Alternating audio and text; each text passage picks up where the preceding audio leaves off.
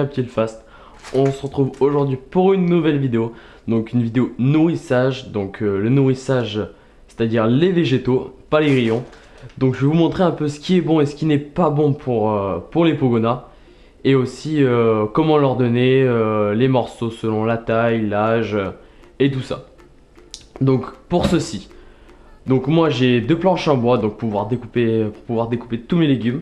Là j'ai la gamelle, donc de nourriture, et j'ai mon couteau. Et à la fin aussi, j'aurai aussi un peu de poudre, donc de poudre de calcium. Donc c'est du calcium en complément. Donc ce que j'ai en légumes aujourd'hui à leur donner, donc il y a de la mâche, de la roquette et de la betterave. Donc ça, tout est bon là-dedans vraiment. Ensuite là, j'ai des endives, donc les endives sont assez bons en phosphore calcium. Et j'ai aussi du chou rouge qui est très bon. Après il y a aussi de la carotte, donc c'est pas ce qu'il y a de meilleur pour les Pogonas, mais il faut varier l'alimentation. Donc moi je leur donne de temps en temps, c'est-à-dire une fois par semaine je pense, je leur donne de la carotte.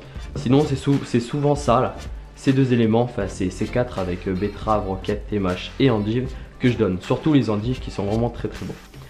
Donc voilà, donc on va commencer un peu à prendre un peu de légumes par-ci par-là. Donc là voilà, je vais prendre directement dans le sachet. Je vais découper en petits morceaux quand même. Donc moi je précise, mes Pogonas sont adultes. Mais je coupe quand même les morceaux en petits. Parce que j'ai pas envie qu'ils s'étouffent ou qu'il y en ait trop dans la gorge. Donc là après on va passer aux endives. Donc moi les endives j'ai une technique un peu spéciale pour les couper. C'est-à-dire qu'en fait je mets pas le milieu très dur ici et très épais. Je mets surtout les bords qui ont vraiment de la saveur. Donc l'endive, il faut savoir que c'est vraiment amer. Moi personnellement j'aime pas ça, mais j'en achète tout le temps pour mes pogos. Donc voilà, je coupe les bords et je laisse cette partie là que je donnerai au grillon juste après. Donc voilà, en petits morceaux. Donc maintenant il faut savoir maintenant que j'ai trois Pogonas. Il y a Sky, Sandy et Mano. Donc la nouvelle, la grosse, une très grosse. Donc c'est une demi-sœur à mes pogos. Donc elle s'est très bien acclimatée. Elle est vachement magnifique. Et puis c'est la même face, c'est du Red Gold X Sunset Blue Giant. Pareil que mes femelles. Donc ça me fait 3 femelles. Après on verra plus tard, c'est-à-dire dans peut-être un an ou allez, dans les 8 mois, 1 an si j'ai un autre Pogona. Donc ça sera sûrement un mâle dans un nouveau terrain. Donc là je pense que l'endive ça va être bon. Donc oui je disais, peut-être un nouveau mâle dans un autre terrain, donc dans le 120-60-60, donc l'ancien terrain à mes pogos. Donc là maintenant on va passer au chou. Désolé je coupe mais il y a des choses à dire. Donc voilà, le chou aussi c'est très très bon. Donc c'est du chou rouge. Je vais répartir ça là. Donc voilà. Donc je pense que dans tout ça il y a presque tout de bio.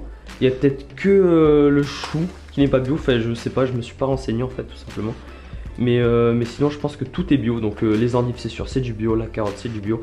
Donc je vous conseille de donner du bio à vos animaux. Il n'y a pas de pesticides.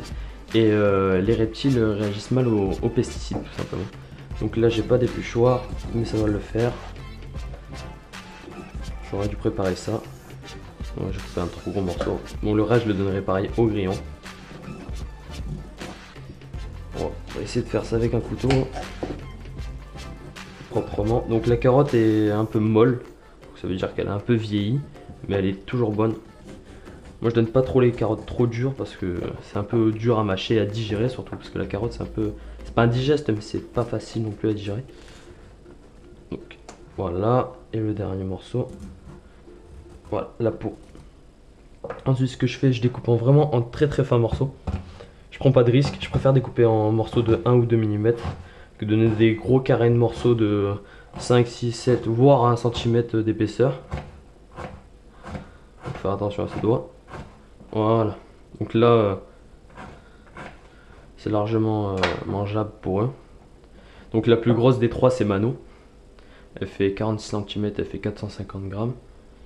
Donc elle est bien épaisse. Mais mes femelles sont un peu moins grandes et un peu moins lourdes que Mano. Donc là je pense qu'on a tout mis. Je vais peut-être rajouter un petit peu de chou. Donc là ma gamelle n'est pas très grande, c'est la gamelle moyenne de chez Exoterra. Mais pour les trois ça suffit amplement. C'est à dire que là je pense qu'elles vont la finir à 95% la gamelle, ou peut-être à 100%. À force je m'habitue à la quantité. Voilà, très bien. Et là je vais rajouter donc le calcium que je donne à peu près 3 fois par semaine, donc c'est du complément. C'est-à-dire que c'est du calcium en poudre. Donc grâce aux UV et à la vitamine D3, la vitamine D3 en fait sert à fixer le calcium grâce aux UV aussi, avec les UV, sert à fixer le calcium sur les os, donc à avoir des os bien durs pour les pogos. Voilà.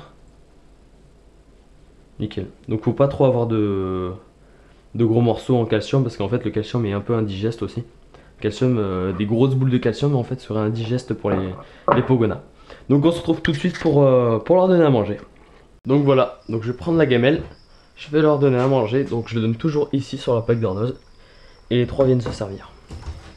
Donc là on a, c'est ici, donc là on a Sandy, la rouge, bien rouge. Là on a Sky, donc Sky mange vraiment tout le temps. Elle a tout le temps faim, c'est la plus morphale des trois. Et là-bas on a Mano, qui n'a pas vu que la gamelle était servie.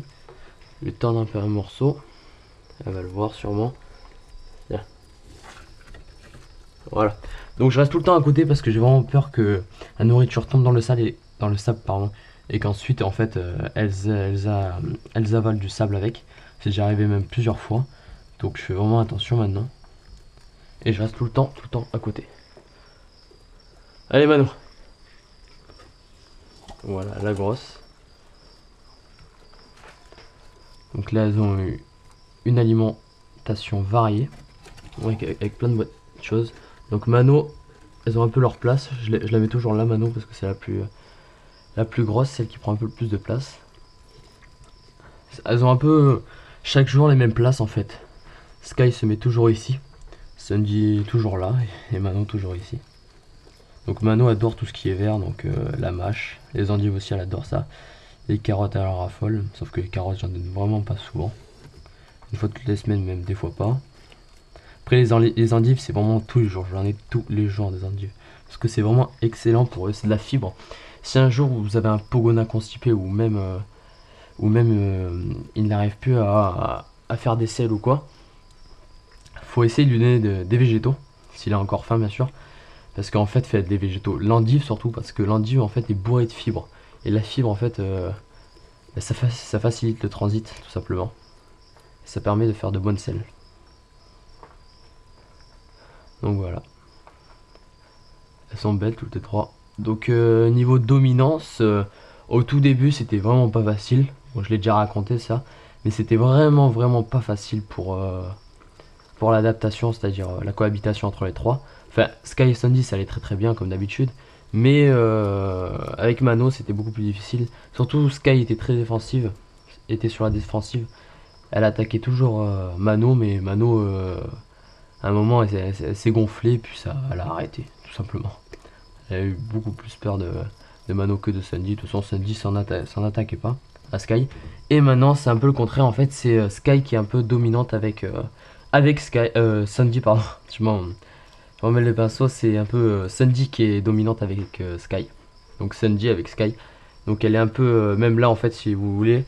Là en fait un jour elle a eu une petite morsure. Donc c'est pas grand chose hein, c'est juste les écailles qui ont été atteintes. Et là aussi un petit peu. Là c'est pas grand chose non plus mais c'est surtout ici. Donc là ça a cicatrisé hein, depuis. Mais ça va beaucoup mieux et voilà. C'est sûrement qu'elle avait vraiment faim. Et comme Sky en fait est tout le temps agité, mais vraiment tout le temps agité, ça a dû agacer Sandy puis elle s'en est pris à Sky, tout simplement. Donc aussi Sky a repris de la graisse un peu dans la queue et dans les pattes parce qu'elle avait eu une mésaventure avec un coup de stress. Même Sandy aussi hein, d'ailleurs, mais Sandy est beaucoup plus graisseuse, enfin un peu plus graisseuse que Sky. Et Sky a repris dans la queue donc avant vraiment elle n'arrivait pas à avoir de la graisse parce que elle s'en remettait en fait tout simplement.